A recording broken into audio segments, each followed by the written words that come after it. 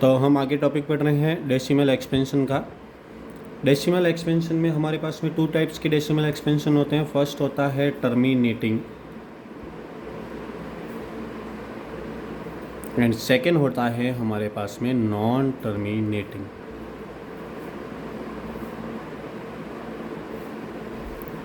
तो हम जो डेसिमल एक्सपेंशन फाइंड करते हैं वो टर्मिनेटिंग का, नॉन टर्मिनेटिंग का हम फाइंड नहीं करते हैं। अब टर्मिनेटिंग टर्म्स क्या होती है? टर्मिनेटिंग टर्म्स वो होती है जिसमें डिनोमिनेटर यानी ये जो क्यू की फॉर्म होती है वो क्यू की फॉर्म हमारे पास में 2 की पावर m हो सकती है, 5 की पावर n हो सकती है, या फिर 2 की पावर m इंटू 5 की पावर n।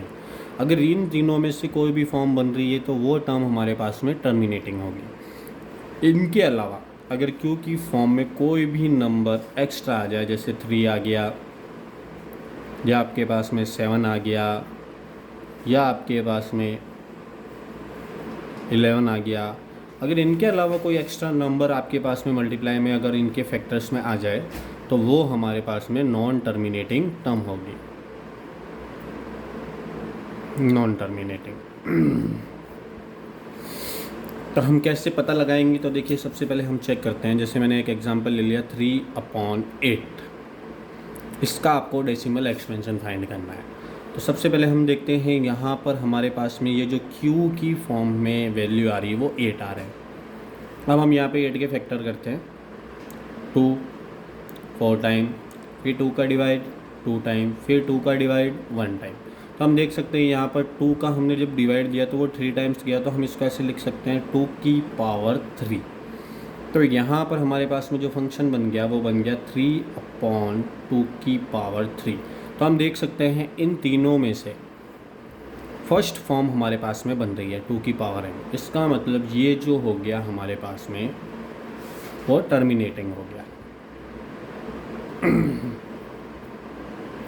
अब टर्मिनेटिंग हो गया तो हम इसका डेसिमल एक्सपेंशन फाइंड करते हैं। तो डेसिमल एक्सपेंशन फाइंड करने के लिए ये हमेशा हमें को ध्यान रखना है कि ये जो क्यू की फॉर्म है उसको हमें 10 की फॉर्म में चेंज करना है, जो भी हमारे पास में नंबर है। तो हम देख सकते हैं यहाँ पर हमारे पास में नंबर 2 है, और 2 को हम किससे मल्टीप्लाई करें कि 10 हो जाए? तो वो हम जानते हैं, हम 5 से मल्टीप्लाई करेंगे। अब उसके अलावा पावर का भी चेक करना है। जो पावर इसकी होगी वो पावर सेम यहाँ होनी चाहिए। तो यहाँ हम देख सकते हैं पावर 3 है, तो यहाँ पर भी हमें पावर 3 यूज़ करनी है। अब हम यहाँ देखते हैं, अगर आपने यहाँ मल्टीप्लाई किया है तो सेम वैल्यू को आपको ऊपर भी मल्टीप्लाई करना है, तो यहाँ पर हो जाएगा 5 की पावर 3। अब हम इसको सॉल्व करते हैं। 3, ये 5 की पावर 3 मतलब 5 का क्यूब यानी 125। फिर हमने पढ़ रखा था अगर सेम पावर सेम हो और आपके पास में ये वैल्यू अगर डिफरेंट हो तो हम दोनों वैल्यूज़ को मल्टीप्लाई करते हैं। तो 2 को 5 से मल्टीप्लाई कर दिया 10 और पावर हो गई हमारे पास में 3। अब जब आप 10 का क्यूब यानी 10 को 3 टाइम मल्टीप्लाई करते हैं तो वो हो जाएगा हमारे पास में 1000। अब मैं यहाँ पर मल्टीप्लाई करता हूँ 3 को 5 से 15, 1 3 2 जा 6 और 7, 3 1 जा 3 अपॉन 1000। ये हमारे पास में हो गया। अब यहाँ पर हम डेसिमल एक्सपेंशन निकालते हैं तो हम देख सकते हैं नीचे कितने जीरो हैं, 1 2 3। तो हमें भी पीछे से 1 से यहाँ पर नंबर काउंट करना है, 1 2 3। तो इस 3 नंबर के आगे आपको डेसिमल एक्सपेंशन लगाना है, तो डेसिमल 375। ये हो गया हमारे पास में इसका डेसिमल। अब लेते हैं हम एक एग्जांपल नॉन टर्मिनेटिंग का।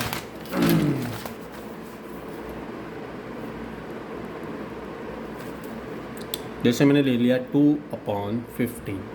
तो यहाँ पर हमारे पास में क्यू की वैल्यू हो गई 15। अब मैं इसके फैक्टर करता हूँ, 3 का डिवाइड 5 टाइम, 5 का डिवाइड 1 टाइम। तो यहाँ पर हमारे पास में क्यू के जो फैक्टर हो गए वो हो गए 3 × 5। तो आप देख सकते हैं यहाँ पर हमारे पास में इन टर्म्स में 3 नहीं आता है। तो मैंने बताया था इन टर्म्स के अलावा अगर कोई भी नंबर आपके पास में मल्टीप्लाई में आ जाए तो वो टर्म होगी हमारे पास में नॉन टर्मिनेटिंग। तो ये फंक्शन हो गया हमारे पास में नॉन टर्मिनेटिंग। टर्मिनेटिंग। अब इसका डेसिमल एक्सपेंशन फाइंड करना है तो सीधा सिंपल सा जो नंबर आपके पास में गिवन है उसका हम डिवाइड देते हैं।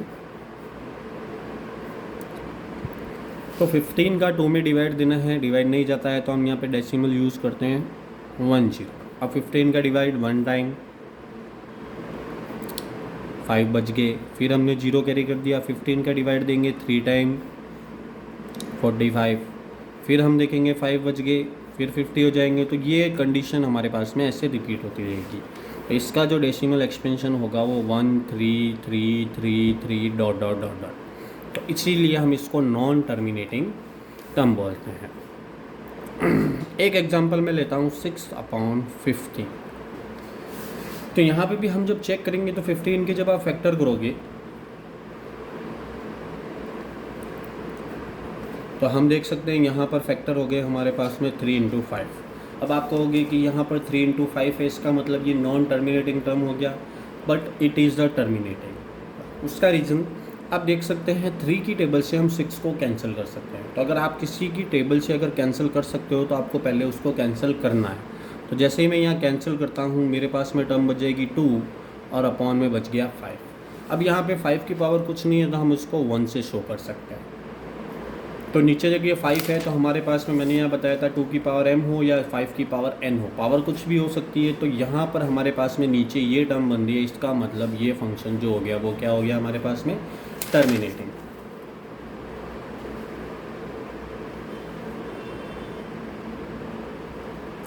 तो इसका डेसिमल एक्सपेंशन फाइंड करते तो मैंने आपको बताया था नीचे हमें 10 की टर्म बनानी है।